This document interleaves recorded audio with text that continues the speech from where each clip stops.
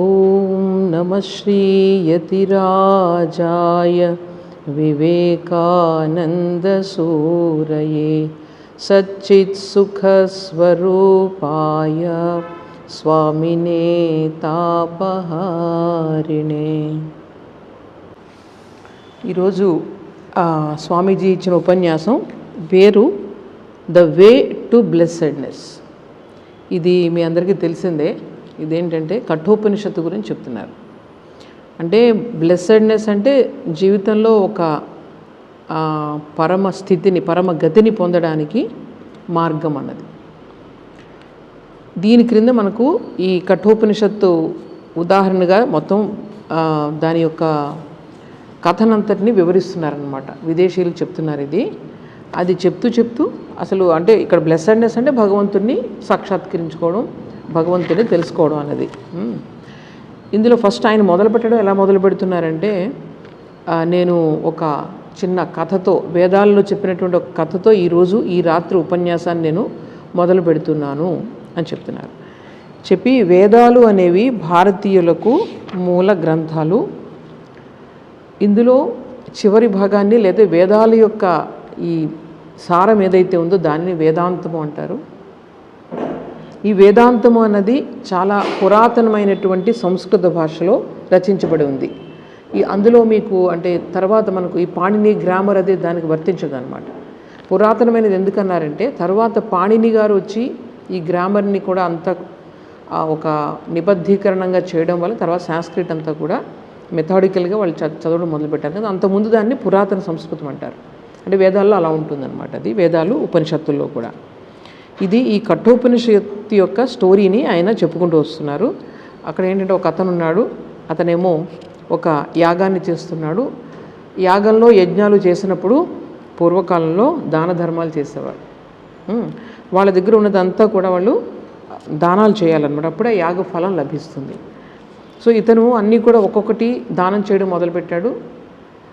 అయితే దానం చేసేవన్నీ కూడా ఎలాంటివి చేస్తున్నాడు, తన పనికిరానివి అట్లాంటివి చేస్తున్నాడు అనమాట. ఇతను మనకు ఏదైతే మంచిదో దానం చేయాలి, కానీ ఇతను ఏం చేస్తున్నాడు, ఆవులు అప్పుడు గోదానం చేసేవారు కదా, గోదానం చేసేవారు. ఆ బాగా పాతవైపోయినటువంటి ముసలివైపోయినటువంటి ఆవుల్ని వాటిని కూడా అతను దానం చేస్తున్నాడు. చేస్తూ ఉంటే ఈయనకు ఒక కొడుకున్నాడు. అతని పేరు నచికేతుడు, చిన్నబ్బాయి. ఆ చిన్నబ్బాయి చూస్తున్నాడు దూరం నుంచి, నాన్న ఇవన్నీ కూడా చేస్తున్నాడు కదా, మొత్తం ఈ దాన ధర్మాలు చేస్తున్నాడు, కానీ అన్ని పనికిరానివన్నీ తీసుకుని ఇస్తున్నాడని చిన్నబ్బాయికి అర్థమైంది. ఇట్లా యాగం చేసేటప్పుడు మంచివే మనం ఇవ్వాలి అన్న ఆ వివేకం అబ్బాయికి ఉంది. అందుకే అనుకున్నాడు, ఇలా చేస్తే కనుక తండ్రికి కీడు జరుగుతుంది, మంచి జరగదు కదా. అందుకని వెళ్ళి వాళ్ళ నాన్న చాలా హడావుడిగా ఉన్నాడు, అటు ఇటు తిరుగుతున్నాడు, వాళ్ళకి ఇది ఇస్తున్నాడు, తీస్తున్నాడు. యాగం అంటే ఎంతోమంది వస్తారు, అతిథులందరినీ కూడా వాళ్ళు బాగా వాళ్ళని బాగా సత్కరించాలి, ఇవన్నీ ఉంటాయి కదా. ఆయన చాలా హడావుడిగా తిరుగుతున్నాడు. అయితే ఈ అబ్బాయి వెళ్ళి చెప్తున్నాడు, నాన్న అనుకుంటున్నాడు అనమాట, ఇలాంటి వాటి బదులు నేను కూడా మా నాన్నకి ఆస్తినే కదా, కుమారుడు అనగానే నన్ను ఎవరికైనా దానం ఇస్తే మంచిది, ఎందుకంటే నేను అంత గొప్పవాడిని కాదు, అంతేమీ తెలియని వాడిని కాదు. సో నన్ను దానం చేస్తే మంచిదని చెప్పి వెళ్ళి వాళ్ళ నాన్న దగ్గరికి అడుగుతున్నాడు. చెప్పట్లేదు డైరెక్ట్గా, నువ్వు ఎందుకు ఇలా ముసలావులు ఇస్తున్నావని. నన్ను ఎవరికైనా దానం ఇస్తే నన్ను ఎవరికి ఇస్తావు అని అడుగుతున్నాడు. అడుగుతుంటే హడావుడిగా 2-3 సార్లు అడిగేసరికి విసుకొచ్చిందే, నువ్వు పో అని చెప్పేసి తిట్టాడు. మళ్ళీ వెళ్ళి అడుగుతుంటే అప్పుడు వాళ్ళ నాన్నకి విసుగొచ్చి నేను యముడికి ఇస్తానన్నాడు. యముడికి ఇస్తానని అన్నాడు కదా. అప్పుడు ఈ అబ్బాయి ఆలోచిస్తున్నాడు అనమాట, నాన్నగారి నోటి నుంచి ఒక మాట వచ్చింది, అది సత్యం కావాలి అంటే అబద్ధం చెప్పినటువంటి ఆ దోషం నాన్నగారికి అంటుకోకూడదు. అంత శ్రద్ధ ఉండేది అంతమంది పిల్లలకి. చూడండి, తండ్రికి ఏ విధమైనటువంటి కీడు జరగకూడదు అని చెప్పి అతను ఏం చేస్తున్నాడు అనమాట, ఆలోచిస్తున్నాడు. నేను నాన్నగారు నన్ను యముడి దగ్గరికి వెళ్ళమన్నారు, నేను ఎలాగైనా సరే నేను యముడి దగ్గరికి వెళ్ళాలి అని చెప్పేసి అతను వెళ్ళిపోయాడు. అంటే ఇదంతా కూడా యముడి దగ్గరికి ఎలా వెళ్తాడండి, మృత్యువు దగ్గరికి ఎలా వెళ్తాడు, ఇవన్నీ కూడా స్టోరీ కోసం చెప్తున్నారనమాట ఇది. అయితే ఈ నిజంగానే అక్కడ యమద్వారం దగ్గరికి వెళ్ళి కూర్చున్నాడంట. కూర్చుంటే వాళ్ళు ఎవరో చెప్పారు, నేను యముడిని కలుసుకోవాలంటే వాళ్ళు చెప్పారు, యముడు ఒక 3 రోజులు చాలా బిజీగా ఉన్నారు, అందుకని రారు, బయటికి వెళ్ళారు, భూలోకానికి వెళ్ళారు. అంటే రారు అంటే అప్పుడు ఇతను సరే నేను ఇక్కడే నేను నిరీక్షిస్తాను యముడి కోసం అని చెప్పి కూర్చొని ఉన్నాడు అక్కడ. 3 రోజులు అయిన తర్వాత యముడు వచ్చాడు. యముడు వచ్చిన తర్వాత చిన్న బాలుడు, బ్రాహ్మణ బాలుడు, మొత్తం అది శిఖ పంచ కట్టుకుని ఉన్నాడు. చూడగానే వాళ్ళందరూ చెప్పారు, 3 రోజుల నుంచి అబ్బాయి మీకోసం ఎదురు చూస్తున్నాడంటే, అయ్యో ఎంత పని జరిగిపోయింది, ఇటువంటి అతిథిని, ఇటువంటి చాలా ముఖ్యమైనటువంటి అతిథిని నేను ఇలాగా ఎదురు చూపులు చూపించాను కాబట్టి నేను దానికి ప్రాయశ్చిత్తం చేసుకోవాలని చెప్పి ఆయనకి అంతా అర్ఘ్యపాదాదులన్నీ ఇచ్చి చాలా సత్కరించి, ధర్మరాజు, యమధర్మరాజు ధర్మానికి ప్రతినిధి అనమాట. ఆయన చాలా గొప్ప వ్యక్తి, ఏది కొంచెం కూడా అధర్మం జరగదు ఆయనది. అంటే ఆయన యొక్క నిర్ణయంలో ఏది అటు ఇటు జరగదు, మన కర్మానుసారంగా ఆయన నిర్ణయాలు తీసుకొని ఆయన చేస్తూ ఉంటాడనమాట. అందుకని ఆయన చాలా ధార్మికుడు.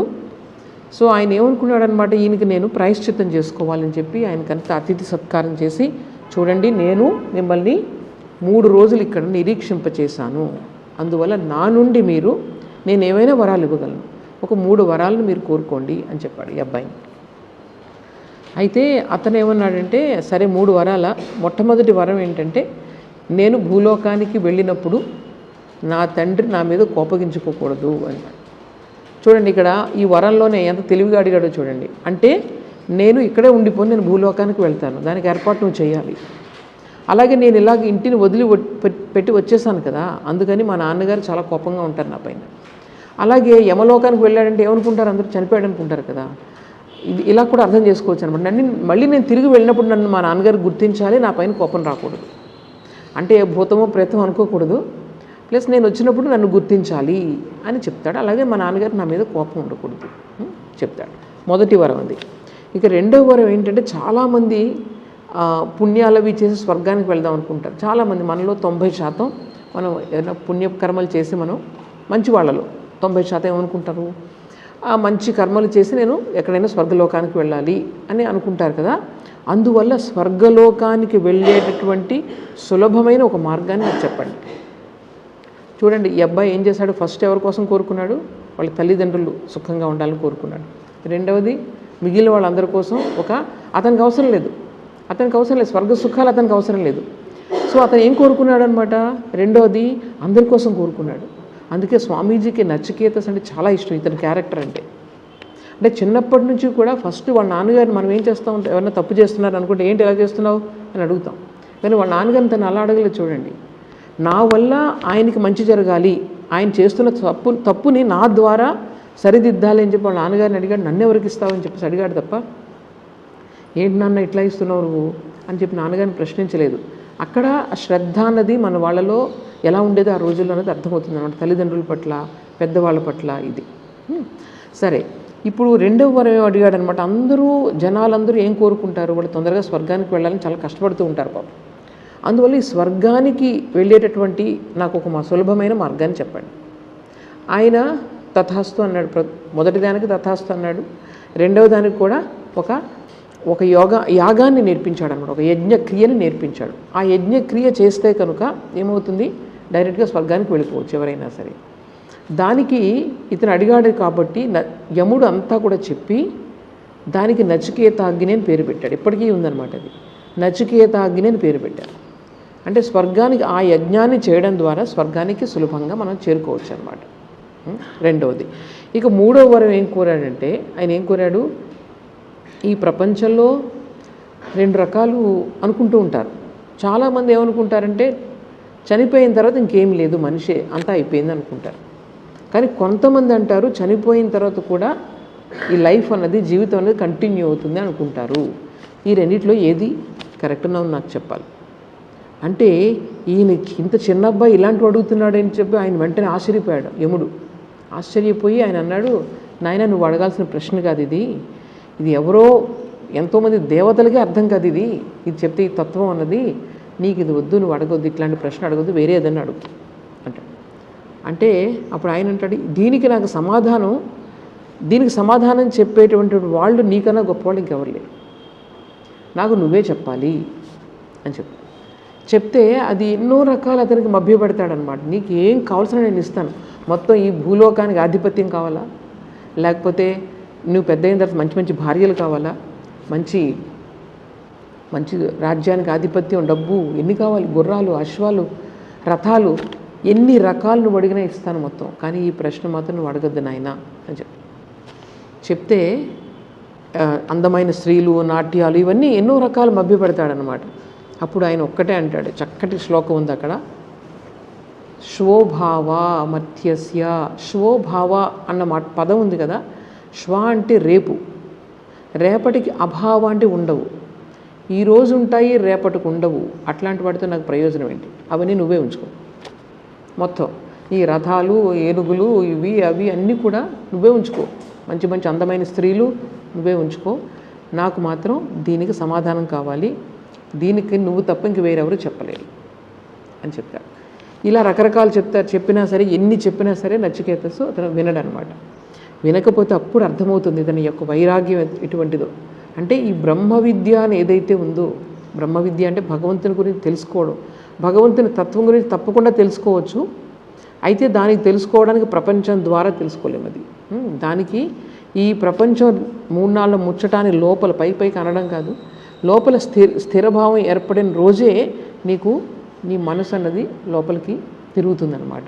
అది ఆయన అప్పుడు చెప్పడం మొదలు పెడతాడనమాట. ఏం చెప్తాడంటే, చూడు నాయన, ఈ ప్రపంచంలో 2 మార్గాలు ఉన్నాయి. ఆ 2 మార్గాలు ఏంటంటే, ఒక మార్గం ఏంటంటే నీకు చాలా ఆనందాన్ని ఇస్తూ ఉంటుంది, కానీ వెళ్ళే కొద్దీ అది నీకు దుఃఖానికి దారితీస్తూ ఉంటుంది. ఇంకా రెండవది ఏంటంటే, నీకు కొంచెం కష్టంగా అనిపిస్తుంది ఫస్ట్, కానీ వచ్చే కొద్దీ నీకు మంచి చేస్తుంది. శ్రేయో మార్గము, ప్రేయో మార్గము అంటారు. నేను శ్రేయశ్చ ప్రేయశ్చ మనుష్యమేతని శ్లోకాలు వస్తూ ఉంటాయి. శ్రేయో మార్గము, ప్రేయో మార్గము బాగా గుర్తుపెట్టుకోండి. శ్రేయో మార్గం అంటే మనకు అంటూ ఉంటారు కదా, నీకు శ్రేయస్సు ఏది, నీకు ఇప్పుడు కష్టం అనిపించవచ్చు. ఈరోజు నువ్వు బాగా ఏదో తినకుండా నువ్వు కంట్రోల్ చేస్తున్నావు, డైట్ కంట్రోల్ చేస్తున్నావు, ఈరోజు కష్టం అనిపించవచ్చు, కానీ ఫలితం నువ్వు ఆరోగ్యం రూపంలో పొందుతావా లేదా లాంగ్ రన్లో. అలా కాకుండా ఇప్పుడు నాకు ఇష్టమైన అన్నీ నేను తినేస్తున్నాను అంటే ఆరోగ్యం బాగుండకపోతే, తినేస్తున్నానంటే నీ ఆరోగ్యం పాడవుతుంది. ముందు బాగానే ఆనందంగా ఉంటుంది, తర్వాత కష్టపడతావు. సో ఈ విధంగా 2 మార్గాలు ఉన్నాయి. అది ఒకటేమో ప్రవృత్తి మార్గము, రెండవది నివృత్తి మార్గము. శంకరాచార్యుల వారు ఈ మాటలు వాడతారనమాట. ప్రవృత్తి అంటే అర్థం ఏంటంటే, మన యొక్క ఇంద్రియాలు, మనస్సు ఏది కోరుకుంటే దాన్ని తీర్చుకోవడం, దాన్ని ప్రవృత్తి అంటారు. ఏదైనా సరే. నివృత్తి అంటే ఏంటనమాట, ఈ కోరికల నుండి మనసును వెనక్కి తీసుకెళ్ళడం. ఈ 2 మార్గాలు. సో ఇందులో ప్రేయో మార్గం అనేది నువ్వు ఫస్ట్ చాలా ఆనందంగా అనిపిస్తుంది, కానీ చివరికి కష్టాన్ని ఇస్తుంది. కానీ శ్రేయో మార్గం అన్నది ఫస్ట్ కష్టంగా అనిపిస్తుంది, తర్వాత నీకు సుఖాన్ని ఇస్తుంది, అల్టిమేట్ సక్సెస్ని ఇస్తుంది అనమాట. భగవద్గీతలో కూడా ఇది చెప్తారు, పరిణామంలో విషంలాగా పరిణతి చెందుతుంది, అటువంటిది ప్రేయో మార్గం. అది ఫస్ట్లో చాలా ఆనందంగా అనిపిస్తుంది. సో ఇవి 2 మార్గాలు ఉన్నాయి.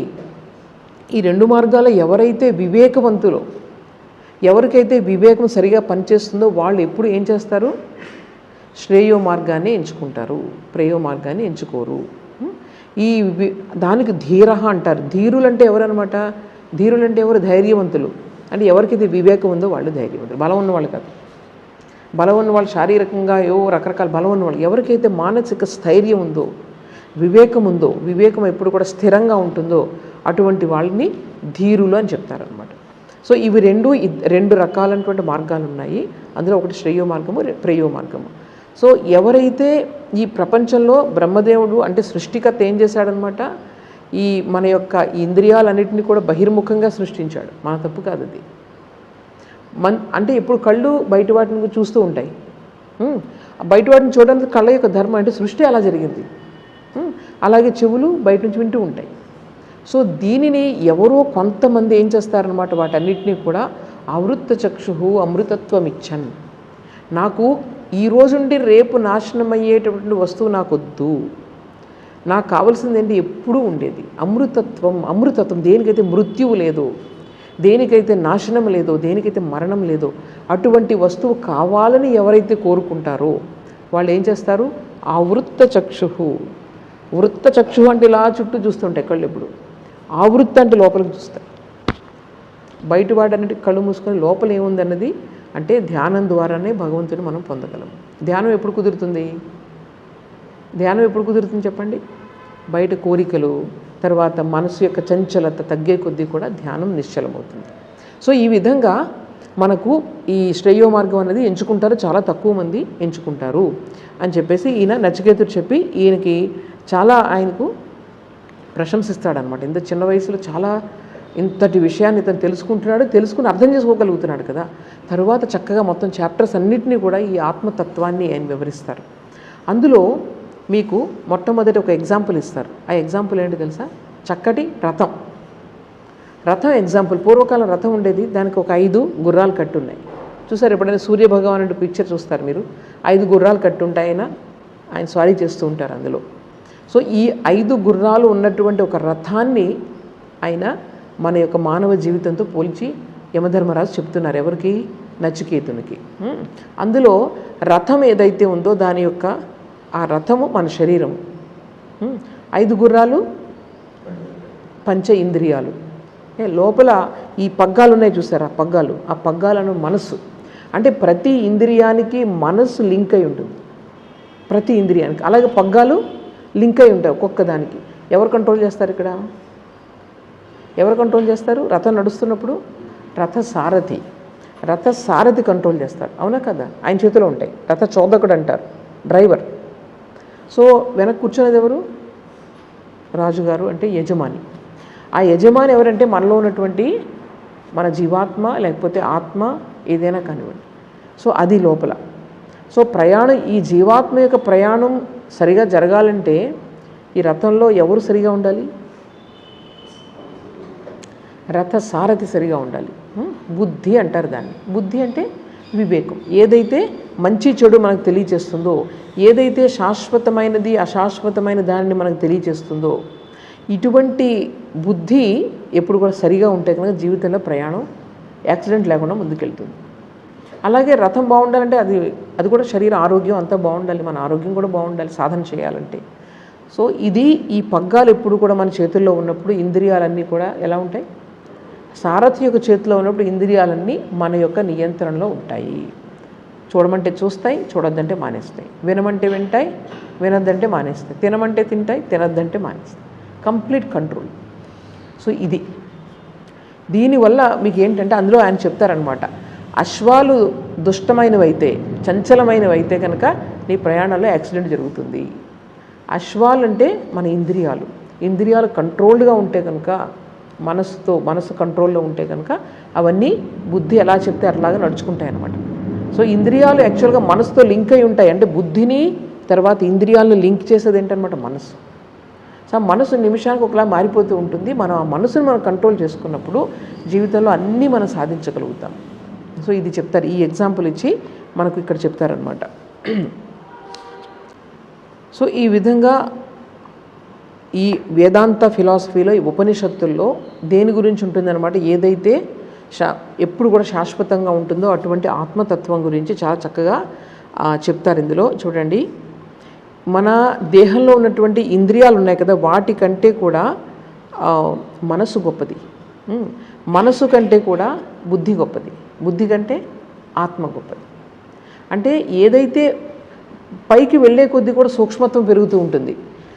విషయ వస్తువులు ఏవైతే ఉన్నాయో చాలా స్థూలంగా ఉంటాయి, కనిపిస్తూ ఉంటాయి. అలాగే ఏవైతే ఇంద్రియాలు గ్రహిస్తున్నాయో అవి కొంచెం సూక్ష్మంగా ఉంటాయి. అంటే సూక్ష్మత్వం, స్థూలత్వం ఒకసారి ఆలోచించండి మీరు. స్థూలత్వం, సూక్ష్మత్వం ఎలా తెలుస్తుంది? ఏదైతే నియంత్రించబడుతుందో అది స్థూలమైనది, ఏదైతే నియంత్రిస్తుందో అది సూక్ష్మమైనది. ఇక్కడ ఇంద్రియార్థాలు అంటే విషయ వస్తువులు నియంత్రిస్తాయా? దేన్ని నియంత్రిస్తాయి? ఒకవేళ ఇంద్రియాలు విషయ వస్తువుల దానిలో వెళ్ళిపోయాయి అనుకోండి, అప్పుడు వీటి యొక్క శక్తిని కోల్పోతాయి. కానీ ఇంద్రియాలకు అది కంట్రోల్ చేసుకునే శక్తి ఉంది. దాన్నే సూక్ష్మత్వం అంటాం అనమాట. ఆ సూక్ష్మత్వం వల్ల పవర్ వస్తుంది. అలాగే ఇంద్రియాలను మనస్సు కంట్రోల్ చేయగలదు, మనసుని బుద్ధి కంట్రోల్ చేయగలదు, బుద్ధిని వెనుకున్నటువంటి జీవాత్మ కంట్రోల్ చేయగలదు. వచ్చే కొద్దీ కూడా సూక్ష్మత్వం పెరిగిపోతూ ఉంటుంది, దాని వ్యాపకత్వం కూడా పెరుగుతూ ఉంటుంది. సూక్ష్మత్వం పెరిగే కొద్దీ వ్యాపకత్వం పెరుగుతుంది, అవునా కదా? ఇది స్థూలంగా ఉంది, ఎందుకంటే మన కళ్ళకు కనిపిస్తుంది, ఇలా పట్టుకుంటే స్పర్శ, అన్ని ఇంద్రియాలకి చాలా స్థూలంగా ఇది కనిపిస్తుంది, అవునా కదా? ఈ బెంచ్. కానీ దీని వ్యాపకత్వం ఉందా? ఇది గాలిలో వ్యాపించగలదా? ఒక గాలి ఉంది, గాలి సెంట్ అంటే ఒక వాసన వస్తుంది అనుకోండి, అది చాలా సూక్ష్మమైనది, దాని వ్యాపకత్వం కూడా ఎక్కువ చోట్ల వ్యాపిస్తుంది, అవునా కదా? సో సూక్ష్మమైన కొద్దీ కూడా దాని యొక్క వ్యాపకత్వం పెరుగుతుంది, నియంత్రించగలిగే శక్తి కూడా పెరుగుతుంది. సో ఈ ఎవరిలో ఉన్నాయి ఇవన్నీ కూడా? ఇంద్రియాలు, మనస్సు, బుద్ధి, ఆత్మ ఎవరిలో ఉన్నాయి చెప్పండి? మనలోనే ఉన్నాయి. సో మనలో ఏది సూక్ష్మమైనది? ఏది సూక్ష్మమైనది చెప్పండి? ఆత్మ అనేది సూక్ష్మమైనది, అవునా కదా? తర్వాత ఆత్మ అంటే మనకేంటో తెలియదు, ఇప్పుడు మనము రియలైజ్ చేసుకోలేదు. సో దాని తర్వాతది ఏంటనమాట? మనకి బుద్ధి. సో ఈ బుద్ధిని మనం ఎప్పుడూ కూడా కాన్షియస్గా, వివేకాన్ని ఎప్పుడు కూడా జాగృతం చేసుకొని ఉంచుకోవాలి. అప్పుడే మనం ముందుకెళ్తాం జీవితంలో. అందుకని మనిషిలో ఉన్నటువంటి దేనికి మీరు ఈ మనిషి యొక్క ఈ ఉన్నటువంటి మనిషిలో ఉన్నటువంటి అంశాలలో దేనికి మనం ప్రాధాన్యతనివ్వాలి? బాడీకా, ఇంద్రియాలకా, మనస్సుకా, బుద్ధికి ఇవ్వాలి. ఎందుకంటే బుద్ధి అన్నింటినీ కూడా కంట్రోల్ చేయగలదు. బుద్ధి సరిగా ఉంటే అన్నీ బాగుంటాయి, లేకపోతే పశువుల కన్నా హీనంగా తయారైపోతాం. అందువల్ల మనిషిగా పుట్టిన తరువాత మనకున్నటువంటి ప్రత్యేకమైనటువంటి ఈ అంశం ఏంటనమాట? బుద్ధి. బుద్ధ్యా విహీన పశుభి సమాన. బుద్ధి లేనివాడు పశువుతో సమానం అని చెప్తారు. సో ఈ బుద్ధికి పదును పెట్టడం అనేది ప్రతి మనిషి యొక్క కర్తవ్యము అని చెప్తున్నారు ఇక్కడ. ఇకపోతే ఆత్మ యొక్క తత్వం గురించి చెప్తున్నారు అక్కడ. ఇది అందరిలోనూ ఉంటుంది, అంతటా వ్యాపించి ఉంటుంది, అది గూఢంగా ఉంటుంది, నిగూఢంగా ఉంటుంది, పైకి కనిపించదు. అది ఎలా ఉంటుంది? అది అశబ్దం, అస్పర్శం, అరూపం, అవ్యయం. అంటే చూడండి, అశబ్దం అది వినపడదు, ఆత్మ అంటే వినిపించేది కాదు మనకి. అలాగే దాన్ని నువ్వు స్పర్శించి చూడలేవు, ఈ టేబుల్ చూసినట్లుగా స్పర్శించి చూడలేవు. అరూపం, దానికి ఒక రూపం లేదు. అలాగే అవ్యయం, ఏ రోజు అది తరిగిపోదు, ఈరోజు ఉంటుంది రేపు పోతుంది అంటే అది ఆత్మ కాదు. అలాగే అరసం, అంటే దానికి రుచి లేదు. నిత్యం, అగంధం, దానికి వాసన లేదు. అలాగే ఎప్పుడూ ఉంటుంది, నిత్యం అంటే ఎప్పుడూ ఉంటుంది. అలాగే అనాద్యనంతం మహతః పరం ధ్రువం నిచాయ తన్మృత్యు ముఖాత్ ప్రముచ్యతే. సో దీనిని, ఈ అనాది అనంతమైనటువంటి ఆత్మతత్వాన్ని, చాలా ఉత్తమమైనటువంటి మహోన్నతమైనటువంటి ఆత్మతత్వాన్ని తెలుసుకొని మృత్యుముఖం నుండి అందరూ బయటికి వస్తారు. అంటే చూడండి, ఇక్కడ మృత్యు భయం పోతుంది. మృత్యుముఖం నుండి బయటకు వస్తున్నారు అంటే అర్థం ఏంటి? మనం చనిపోమా, ఇంకెప్పుడు అలా ఉండిపోతామా? కాదు. శరీరం పుట్టిన తర్వాత చావవలసిందే, ఉండలేదు, ఎప్పుడూ ఉండలేదు. అందువల్ల మృత్యుముఖం నుంచి మనం బయటకు వస్తాము అంటే అర్థం ఏంటనమాట? మృత్యు భయం అని పోతుంది. మృత్యు భయం ఎప్పుడు పోతుంది చెప్పండి? మృత్యు భయం ఎప్పుడు పోతుంది? ఈ శరీరం పైన మమకారం పోయినప్పుడు. అహంకారం ఇక్కడ నుంచే వస్తుంది. సో ఈ శరీరము, మనస్సు అనే దానిపైన నీకు మమకారం ఎప్పుడైతే పోయిందో అప్పుడు నీకు మృత్యు భయం అనేది పోతుంది. సో ఈ ఆత్మతత్వాన్ని తెలుసుకోవడం ద్వారా నీకు మృత్యు ముఖాత్ ప్రముచ్యతే అని చెప్తున్నారు. సో ఈ విధంగా నేను నచికేతునికి ఎప్పుడో సనాతనమైనటువంటి ఈ ధర్మాన్ని నేను బోధిస్తున్నాను. ఈ విధంగా ఇది వినడం ద్వారా బ్రహ్మలోకానికి అర్హతను పొందుతారు. ఇలా ఈయన చెప్పుకుంటూ వెళ్తున్నారు ఆత్మతత్వం గురించి. ఆయన ఇంకొక రకంగా కూడా చెప్తున్నారు, అంగుష్ట మాత్ర పురుషోంతరాత్మ. అంటే ఇంకొక రకంగా మీరు ఉపాసన చేస్తే కనుక ఆత్మ అన్నది ఒక చిన్న, ఈ బొటన్ వేలు ఉంది కదా, దాని రూపంలో ఒక కాంతిలాగా మన హృదయంలో దర్శనమిస్తుందట సాధన చేసిన వాళ్ళకి. సో అంగుష్ట మాత్ర పురుషోంతరాత్మ పురుషో మధ్య ఆత్మని తిష్టతి ఈశానో భూతభవ్యస్య నతతో విజుగుప్సతే ఏతద్వైతత్. సో ఈ విధంగా ఈ లోపల జ్యోతిరివా ధూమక, లోపల ఉన్నటువంటి ఒక పొగలైనటువంటి వెలుగు, అక్కడ అటువంటి వెలుగు రూపంలో ఆత్మ మనకు దర్శనమిస్తుంది. ఒకసారి మీరు మెడిటేషన్లో అటువంటిది ఏమైనా మీరు పొందారనుకోండి, మీ మొత్తం జీవితమే మారిపోతుంది. అటువంటి అనుభూతి కలుగుతుందన్నమాట అది. తరువాత మరొక ఎగ్జాంపుల్ చెప్తున్నారు. ఈ పురం అంటే దీన్ని, పురం అంటే దీన్ని ఒక నగరం అంటున్నారు, ఈ శరీరాన్ని. ఇందులో 11 ద్వారాలు ఉంటాయట. 11 ద్వారాలు.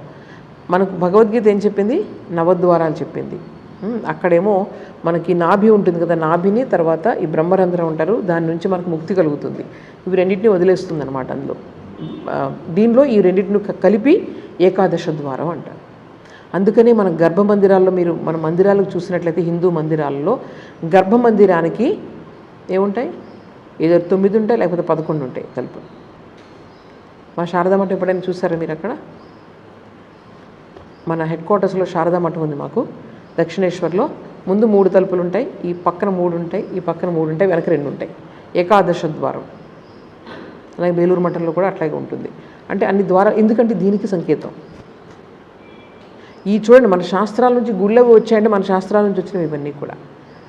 అలాగే గూఢో ఆత్మ నా ప్రకాశతే, అక్కడ లోపల గుహతో పోల్చారు. లోపల ఎక్కడైతే ఆత్మ ఉంటుందో, గుహ ఎలా ఉంటుంది? చీకటిగా ఉంటుంది, అవునా కదా?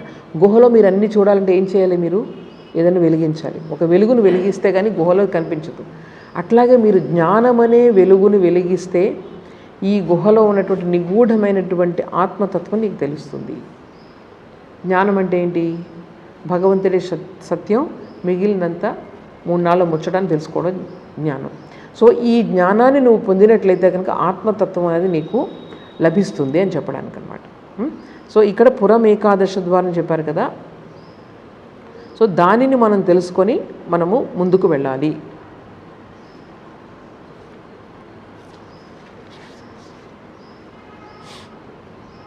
మరొక ఎగ్జాంపుల్ చెప్తారు ఇందులో. ఒక అశ్వత్థ వృక్షం ఉంటుంది తెలుసు కదా, రావి చెట్టు ఉంటుంది తెలుసు కదా. ఆ రావి చెట్టుకి ఈ చెట్టుతో పోలుస్తున్నారు ఈ సంసారాన్ని దేంతో పోలుస్తున్నారు? రావి చెట్టుతో పోలుస్తున్నారు. సనాతనమైనటువంటి ఒక రావి వృక్షంలాగా ఈ మొత్తం ఈ ప్రపంచం సంసారం అంతా కూడా ఎప్పుడూ ఉంటుంది. అది దానికి చావు లేదు. రావి చెట్టుకి ఎందుకు చావు లేదన్నారు? దాని నుంచి మళ్ళీ ఇంకొక ఓడ వస్తుంది, దాని నుంచి మళ్ళీ మొక్క వస్తుంది. ఇలా కొన్ని ఎకరాలు వ్యాపిస్తుంది ఒకే రావి చెట్టు. దానిని మీరు పరిశీలించినట్లయితే మొత్తం అదంతా ఒకటే జన్యు పదార్థం ఉంటుంది అందులో, ఒకటే రావి చెట్టు. కానీ ఇక్కడ ఈ కొమ్మలు పోయాయి అనుకోండి, ఇంకొక కొమ్మ నుంచి మళ్ళీ కొత్తది వచ్చేస్తూ ఉంటుంది, మళ్ళీ కొమ్మ నుంచి అలా విస్తరిస్తూ ఉంటుంది అనమాట. ఈ సంసారం కూడా ఇదే విధంగా విస్తరిస్తూ ఉంటుంది. కాబట్టి ఇది ఇలా చెప్తారనమాట. చివరికి ఈయన ఏం చెప్తారంటే, నచికేతస్కి యమధర్మరాజు చెప్తున్నారు. ఇవన్నీ చెప్పి ఆత్మతత్వాన్ని చెప్పి ఆయన చివరికి ఏం చెప్తారు? ఇంద్రియాలని స్థిరంగా ఉంచడమే యోగము అంటారు. ఇంద్రియాలను స్థిరంగా ఉంచాలి. దేనిపై ఉంచాలి? సత్యంపై ఉండాలి, భగవంతుడిపై ఉంచాలి. దాన్ని యోగము అంటారు. ఎవరైతే చాలా అలర్ట్గా ఉంటారో, అప్రమత్తంగా ఉంటారో అటువంటి వాళ్ళు దీనిని యోగ సాధన ద్వారా భగవంతుని సాక్షాత్కరించుకుంటారు. అంతేకాని ఈ మాటల ద్వారా, కళ్ళ ద్వారా ఎప్పుడూ కూడా భగవంతుడిని పొందలేరు. సో ఈ భగవంతుడు మనం ఎవరు చూడలేదు, కానీ చూడలేదంటే చూడని దానిపైన ఎలా నమ్మకం కలుగుతుంది అంటే శ్రద్ధ అనే ఒక విషయాన్ని ఉంచాలి. విశ్వాసం ఉంచకపోతే అసలు ముందుకు వెళ్ళలేము మనం. ఎలా విశ్వాసం ఉంచుతావు? గొప్పవాళ్ళు చూశారు కదా, ఎంతోమంది భగవత్ సాక్షాత్కారం పొందిన వాళ్ళు ఉన్నారు. అటువంటి వాళ్ళని చూసి అవన్నీ కూడా శాస్త్రాల్లో రాసి ఉన్నాయి, పుస్తకాల్లో రాసి ఉన్నాయి. వాటిపైన విశ్వాసం ఉంచాలి. విశ్వాసం ఉంచడానికి దాన్ని ఏమంటారు? శ్రద్ధ అంటారు. నీకు తెలీదు, నీకు కనిపించలేదు కాబట్టి నువ్వు లేదనుకుంటున్నావు, కానీ పెద్దవాళ్ళు చెప్పినప్పుడు దాన్ని విశ్వసించాలి. దాన్నే శ్రద్ధ అంటారు.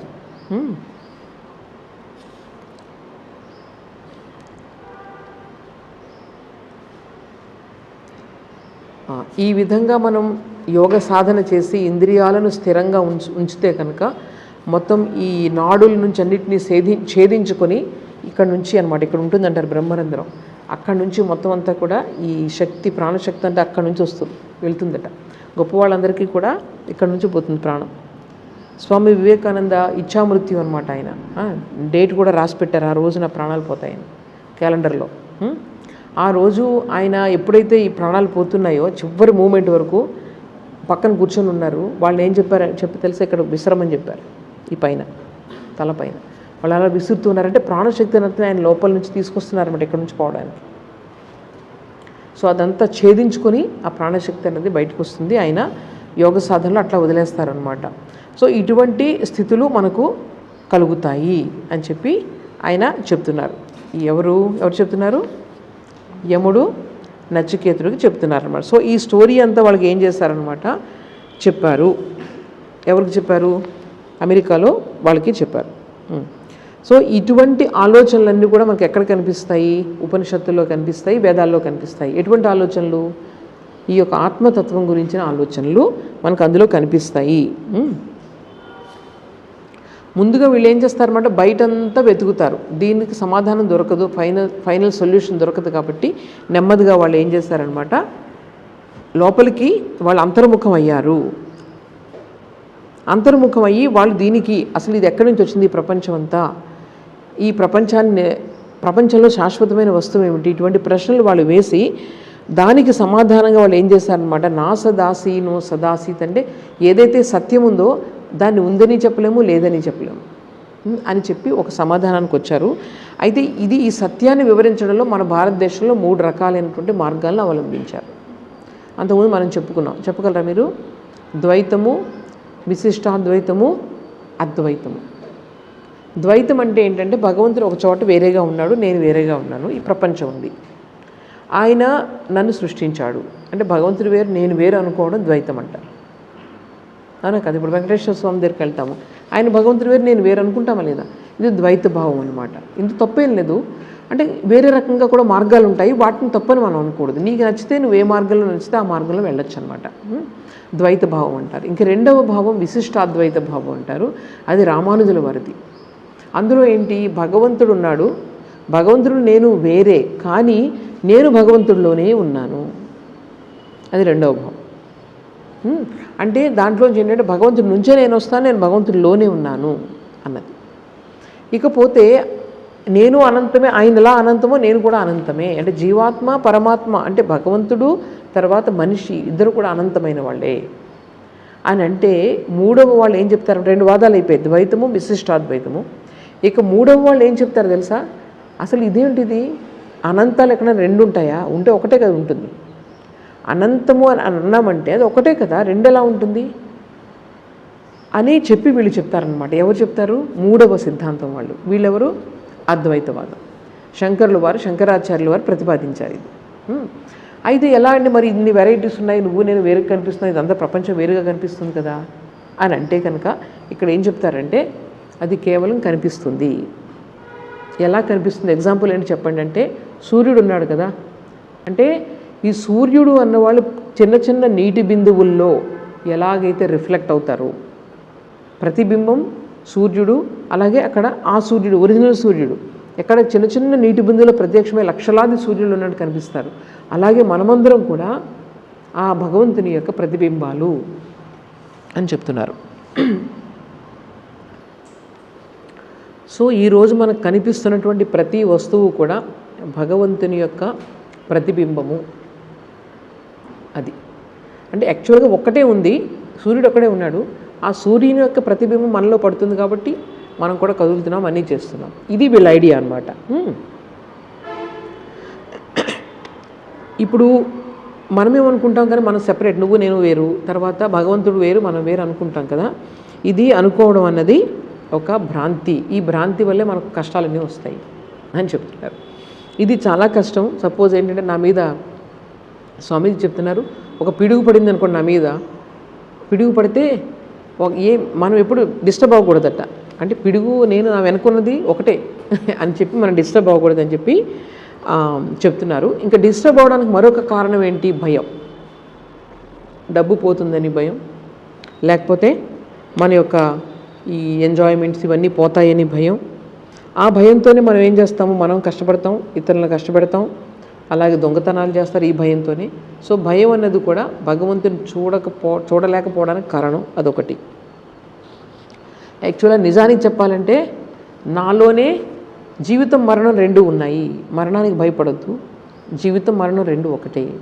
పుట్టడం గిట్టడం అనేది 2 ఒకే దానికి 2 సైడ్స్ లాంటివి, ఒకే కాయిన్కి అని చెప్తున్నారనమాట. ఇది ఏం చెప్తుంది? అద్వైత సిద్ధాంతం ఈ విషయాన్ని చెప్తూ ఉంది. అలాగే చాలామంది అంటారు ఎదుటి వాళ్ళని ప్రేమించాలి అని చెప్పేసి. ఎదుటి వాళ్ళని ఎందుకు ప్రేమించాలి, కారణం ఏంటి అని చెప్తే వాళ్ళు ఎవరు కూడా ఆన్సర్ చేయలేరు. ఎదుటి వాళ్ళని ఎందుకు ప్రేమించాలి? మనం స్వార్థంగా ఉండొచ్చు కదా, అందరూ ఒక్కటే కాబట్టి, అది నా ప్రతిబింబమే కాబట్టి, ఒకే భగవంతుని యొక్క అభివ్యక్తి అందరిలోనూ ఉంది కాబట్టి నువ్వు ఎదుటివాడిని ప్రేమించాలి. దానికి సమాధానం మనకు చెప్తుంది. క్రిస్టియానిటీలో ఏం చెప్తారు? నీ పక్క వాళ్ళని ఎప్పుడు కూడా నీకులాగే నువ్వు ప్రేమించాలి. ఎందుకు ప్రేమించాలి అన్నదానికి సమాధానం మన వేదాంతంలో చెప్తుంది. ఎందుకంటే వెనుక ఉన్న సత్యం ఒకటే కాబట్టి. సరేనా? చివరిగా ఇదంతా చెప్తూ స్వామీజీ కొన్ని మాటలు చెప్తున్నారు, అది నేను చదువుతున్నాను. There is this oneness, this solidarity of the whole universe, from the lowest worm that crawls under our feet to the highest beings that ever lived. All have various bodies but are this one soul. అంటే మనం చిన్న చిన్న పురుగులు మన కాళ్ళ కింద పడి చిన్న చిన్న పురుగులు ఉంటాయి కదా, అది తర్వాత గొప్ప మహాత్ములు వీళ్ళందరూ కూడా ఒకటే అని చెప్తున్నారు. ఎందుకంటే వాటి వెనుకున్నటువంటి సత్యం ఒకటే కాబట్టి వాళ్ళందరూ ఒకటే. Through all mouths you eat, through all hands you work, through all eyes you see. So అందరి కళ్ళల ద్వారా నువ్వు చూస్తున్నావు, కళ్ళ ద్వారా అందరి నోటి ద్వారా నువ్వు తింటున్నావు, అలాగే అందరి చెవుల ద్వారా నువ్వు వింటున్నావు. ఏకాత్మభావం అంటారు దీన్నే ఏకాత్మభావం అంటారు. ఎవరికైతే ఈ ఏకాత్మ భావం ఉందో నిజంగానే వాళ్ళు తింటే అందరి కడుపు నిండిపోతుంది. తస్మిన్ తుష్టే జగత్తుష్టం అన్నారు. అలాగే శ్రీకృష్ణ పరమాత్మ జీవితంలో అటువంటి ఇన్సిడెంట్ ఉంది. ఆయన ఒక చిన్న ఏదో తిన్నారు, అందరికీ ఆకలి తీరిపోయింది, మొత్తం అందరూ ఫీల్ అవుతున్నారు కడుపు నిండిపోయినట్టుగా. అలాగే రామకృష్ణ పరమాత్మ జీవితంలో కూడా జరిగింది, స్వామి వివేకానంద జీవితంలో కూడా జరిగింది. స్వామి వివేకానంద ఒకసారి ఆయన సోదర శిష్యులు అనమాట, స్వామి విజ్ఞానానంద. ఆయన ఒక పని చేస్తున్నారు, బాగా మండుటెండలో పడి ఒక పని చేస్తున్నారు. దూరం నుంచి ఈయన ఏం చేస్తారనమాట, ఒక గ్లాస్ మంచి చల్లటి నీళ్లు తాగుతూ దూరం నుంచి ఆయన పిలుస్తున్నారు, చూడు నేను చల్లటి నీళ్లు తాగుతున్నానని. ఆ స్వామీజీ చాలా కోపం వచ్చింది. ఏంటి అసలు ఈయన, నేను ఇంత కష్టపడుతుంటే ఎగతాళిగా మాట్లాడుతున్నారేంటి, స్వామీజీ ఎప్పుడు జోక్స్ వేస్తూ ఉండేవారు అని చెప్పి ఈయన ఏం చేశారు తెలుసా, మొత్తం నీళ్ళన్నీ తాగేసి ఆయనకి చివరిలో 2 చుక్కలు ఉంచి పంపించారనమాట తాగమని. పాపం మంచినీళ్ళు వచ్చాయి కదా అని ఆయన వెంటనే ఎవరితోనూ పంపించారు. ఇలా నోట్లో పోసుకోకపోతే అందులో ఏం లేవు, 2 చుక్కలు ఉన్నాయి. ముందు కోపం వచ్చిన తర్వాత ఆ 2 చుక్కలు నోట్లో వేసుకొని మొత్తం దాహమే లేదు ఆయనకి. సో ఈ విధంగా ఏంటంటే నిజంగా ఎవరైతే ఏకాత్మ భావంతో ఉంటారో వాళ్ళు ఏదైతే చేస్తారో వాళ్ళ కడుపు నిండితే మన కడుపు నిండిపోతుంది. ఇవన్నీ జరిగిన నిజాలన్నమాట ఇవన్నీ కూడా. సో అటువంటిది వాళ్ళు ఏకాత్మభావంలో ఎస్టాబ్లిష్ అయి ఉంటారు. సో ఈవెన్ శ్రీరామకృష్ణులు కూడా ఒకసారి క్యాన్సర్ వచ్చింది కదా, ఇక్కడ వచ్చినప్పుడు ఏమి తినలేకపోతున్నారు, అందరికీ చాలా బాధ అనిపిస్తుంది, మింగట్లేదు. ఈ రోజుల్లో ఉన్నటువంటి వైద్యం లేదు అప్పుడు. ఎంత కష్టం ఒకసారి చూడండి, ఇక్కడ పుండు పడిపోతే లోపలికి వెళ్ళకపోతుంటే ఎవరో అన్నారు, మీరు అమ్మ దగ్గర అడగచ్చు కదా ఇవన్నీ కష్టం తగ్గించమని, కొంచెం తినేలాగా చేయొచ్చు కదా అంటే, సరే అడుగుతానని చెప్పి ఆయన కళ్ళు మూసుకున్నారు. కొంతసేపు అయిన తర్వాత కళ్ళు తెరిచారు. వెంటనే వాళ్ళు అడుగుతున్నారు, అమ్మ ఏం చెప్పారు మీకు అంటే, నేను చాలా సిగ్గుపడ్డాను ఈరోజు. అమ్మ ఏమన్నారంటే, మీ అందరినీ చూపించారు, ఈ అందరి నోటి ద్వారా నువ్వు తింటున్నావు కదా, నువ్వేంటి ఇలా అడుగుతున్నావు అని చెప్పారట కాళికామాత ఆయనకి. చూడండి ఇదంతా అనుభూతి. అప్పుడు నేను సిగ్గుపడ్డాను, నేను అడిగిన దాన్ని సిగ్గుపడ్డానని చెప్పేసి. ఇటువంటి ఇన్సిడెంట్స్ ఎన్ని ఇన్సిడెంట్స్ ఉన్నాయో ఇలాగ శ్రీరామకృష్ణుల జీవితంలో. సో ఈ విధంగా మనము ఎప్పుడైతే ఈ శరీరంతో మనస్సుతో మన యొక్క ఒక డిటాచ్మెంట్ ఎప్పుడైతే వచ్చిందో మనకు భయం తొలగిపోతుంది. తర్వాత అందరినీ కూడా నిజమైన ప్రేమను నిజంగా ప్రేమించగలుగుతాము, నిజమైన ఆనందాన్ని పొందుతాము, నిజమైన జాలి కరుణ అనేవి కలుగుతాయి. It has no reactions and no misery can touch it. But this little eating and drinking of the world always brings a reaction. The whole cause of it is this dualism. The idea that I am separate from the universe, separate from God. But as soon as we have realized that I am He, I am the self of the universe, I am eternally blessed, eternally free, then will come real love. Fear will vanish and all misery cease. ఎప్పుడైతే మనం నేనే ఆ భగవంతుడిని ఒకటే అన్న సత్యాన్ని నువ్వు తెలుసుకుంటావో, సోహం అంటారు, ఈ ప్రపంచంలో ఉన్నటువంటి సత్యమే నా వెనుక కూడా ఉంది, ఈ విధంగా నేను చాలా అదృష్టవంతురాలిని, చాలా అదృష్టవంతుడిని, ఈ శాశ్వతమైనటువంటి స్వేచ్ఛ నాకు లభించింది, నేను ఈ శరీరానికి మనసుకి కట్టుబడి లేను. అటువంటి ఫ్రీడమ్ ఎవరికైతే వస్తుందో వాళ్ళ నుంచి మొత్తం భయం అనేది కంప్లీట్గా పోతుంది, కష్టం అనేది కంప్లీట్గా పోతుంది, తరువాత నిజమైనటువంటి ప్రేమ మాత్రం అందులో మిగులుతుంది అని చెప్పి స్వామీజీ దీన్ని ముగిస్తున్నారనమాట. ఇది ద వే టు బ్లెస్సెడ్నెస్, ఒక పరమ గతికి కావలసినటువంటి మార్గం ఏంటి ఇప్పుడు చెప్పండి, దీన్ని బట్టి ఏమర్థమైంది? మార్గం ఏంటి? రినౌన్సియేషన్, వైరాగ్యం ఈజ్ ద వివేకం, వైరాగ్యం రెండు చెప్పచ్చు. వివేకం అండ్ వైరాగ్యం ఇవి రెండు అన్నది మార్గాలు అన్నమాట. ఆ మార్గంలో వెళితే మనకేమవుతుంది, ఆ పరమ ఆనందాన్ని, పరమగతిని మనం పొందవచ్చు అని స్వామీజీ చెప్పి ముగించారు. ఇది చిన్నదే లెక్చర్ అనమాట. ఇందులో పెద్దగా అడగడానికి క్వశ్చన్స్ ఏమి లేవు కదా, ఉన్నాయా? వైరాగ్యం అంటే ఏంటా? వైరాగ్యం అంటే శాశ్వతమైన దాని పట్ల అనురాగము, అశాశ్వతమైన దాని పట్ల విరాగము. అంటే దానితోనే అలాగని చెప్పి జీవితంలో అనుభవించొద్దని చెప్పట్లేదు, కానీ ఏది అనుభవించినా భగవంతుడే సత్యం అన్న ఒక మనసులో పెట్టుకొని మనం, ఎందుకంటే అన్నిటిని వదలడం మనకు కష్టమే కదా, ఉండగలం అట్లాగా ఉండలేము. ఎంతవరకు మనకు సాధ్యమో అంతవరకు మన భగవంతుడిని తలుచుకుంటూ మనం ఏదైనా పని చేస్తే కనుక అప్పుడు ఏమవుతుందనమాట, దానంతట అదే వస్తుంది. భగవంతుని దగ్గర అయ్యే కొద్దీ, తూర్పు వైపు వెళ్ళే కొద్దీ పడమర దూరంగా వెళ్ళిపోతుందా లేదా? నేను పడమరని దూరంగా వెళ్ళాలి అనుకోక్కర్లేదు. అలాగే భగవంతుడు దగ్గర అయ్యే కొద్దీ దానికి అదే వస్తుంది అది. సో శ్రీరామకృష్ణులు ఏమన్నారంటే దాన్ని ఈశ్వరే అనురాగ్ విషయే విరాగ్ అని చెప్పి నిర్వచించారు. ఈశ్వరుని పట్ల అనురాగం, విషయ వస్తువుల పట్ల విరాగం. అయితే ఇది చేస్తే అది తప్పకుండా వచ్చేస్తుంది. అదే మనం చేయాల్సింది అంటే ప్రత్యేకంగా నేను అన్ని ఇది వదిలేసేయాలి, అది వదిలేసేయాలి అలా చెయ్యొద్దు. ఏది కావాలంటే తినండి, ఏది కావాలంటే అది ఎంజాయ్ చేయండి, మనసు ఏది కోరుకుంటుందే అది చెయ్యండి. కానీ ప్రతి దాంట్లో భగవంతుణ్ణి, ఎందుకంటే దాన్ని బలవంతంగా మనం అణుచుకొని ఎప్పుడు ఉండలేము, ఎప్పుడు కూడా మనం ఉండలేము. అందువల్ల దాన్ని భగవంతుని తలుచుకొని చేయండి. చేస్తే నెమ్మదిగా భగవంతుని పట్ల మన మనసు వెళ్తుంది. మనసు వెళ్తే ఈ వైరాగ్యం వస్తుంది, బంధం అన్నది తగ్గుతుంది. నెమ్మదిగా మనం ముక్తి వైపుకి మనం దారి తీస్తుంది అనమాట. అప్పుడే మన యొక్క కష్టాలన్నీ అప్పుడే పోతాయి. ఎదుటి వాళ్ళందరినీ అర్థం చేసుకోగలుగుతాం, సరిగా అర్థం చేసుకోగలుగుతాం. సో అది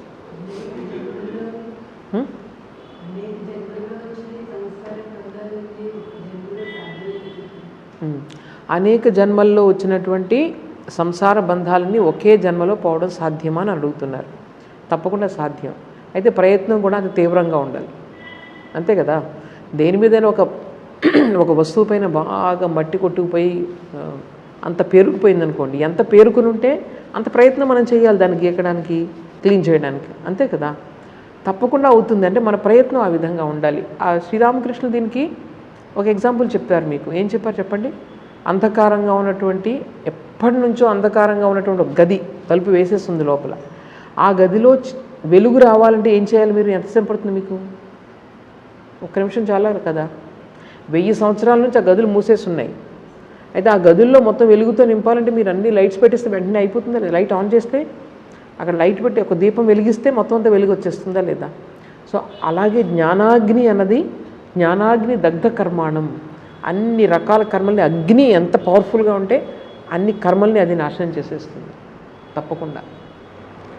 అంటే వైరాగ్యం అంత స్ట్రాంగ్గా ఉండాలి. అది చెప్పు. వివేకం అంటే ఏంటి? అచ్చా, వివేకం అంటే చాలా రకాలు స్టేజెస్ ఉన్నాయి, మెట్లు ఉన్నాయి. ఫస్ట్ మెట్లో ఏంటంటే, మొదటి మెట్టు, వివేకంలో మొదటి మెట్టు ఏది మంచి ఏది చెడు. ఏది మంచి ఏది చెడు అన్నది దీనిలో కరెక్ట్గా నువ్వు చెప్పలేవు. ఎందుకంటే నీకు మంచి అనేది వాళ్ళకి చెడు అవ్వచ్చు, వాళ్ళకి మంచి అనేది నీకు చెడు అవ్వచ్చు. రిలేటివ్ అనమాట, అది సాపేక్షం. అది ఒకరికి మంచి అనేది ఇంకొకరికి చెడు అవ్వచ్చు, అవునా కదా? ఇది ఒప్పుకుంటారా లేదా? అందువల్ల ఇది సాపేక్షం. ఇది మంచిదే, కొంతవరకు మంచిదే, మంచి చెడు చూడడం అన్నది. తరువాత స్థాయికి మనం ఇంకా వెళ్ళాలి. ఆ స్థాయి ఏంటంటే ఏది నిత్యమైనది, ఏది అనిత్యమైనది. ఇది ఇప్పుడు ఒకేలా ఉంటుంది, ఈజీగా చెప్పొచ్చు మనం. ఈ ప్రపంచంలో ఏది నిత్యమైనది, ఏది అనిత్యం అంతా తీసేయి. ఈ రోజు ఇప్పుడు కాదు, పోనీ 1000 సంవత్సరాల తర్వాత పాడైపోయేదన్నా మనకు అనిత్యమేగా. సో అనిత్యమైనటువంటి వాటన్నిటిని కూడా మైనస్ చేసుకుంటూ వెళ్తే మిగిలేది నిత్యం. వీటన్నిటి మధ్య వివేకం. ఒకటే నిత్య వస్తువు, ఒకటే ఉంది, మిగిలినవన్నీ అనిత్యం. దేహాది బ్రహ్మ పర్యంతం, నీ దేహం నుంచి బ్రహ్మ వరకు కూడా అంతా కూడా అనిత్యం. అయితే అనిత్యం అంటే మేబీ ఒకటి 10 సంవత్సరాలు ఉండొచ్చు, ఒకటి 20 సంవత్సరాలు ఉండొచ్చు, ఒకటి 1000 సంవత్సరాలు ఉండొచ్చు, ఇంతే తేడా. కానీ that is not permanent.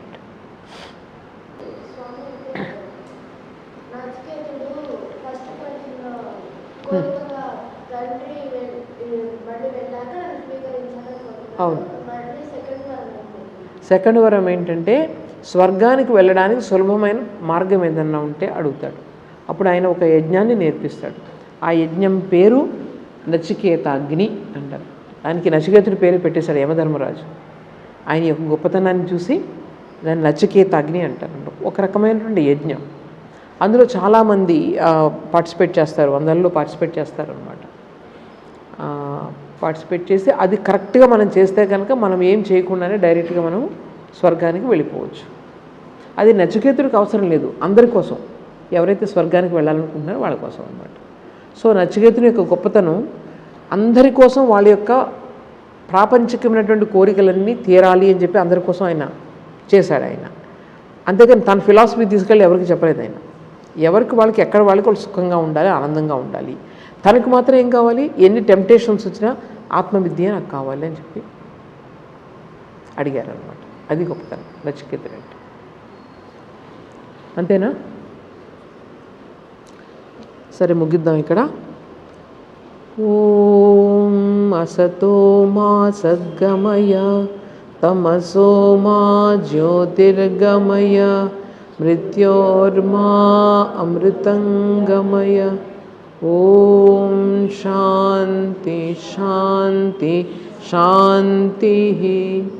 Hari ఓం తత్సత్. శ్రీరామకృష్ణార్పణమస్తు.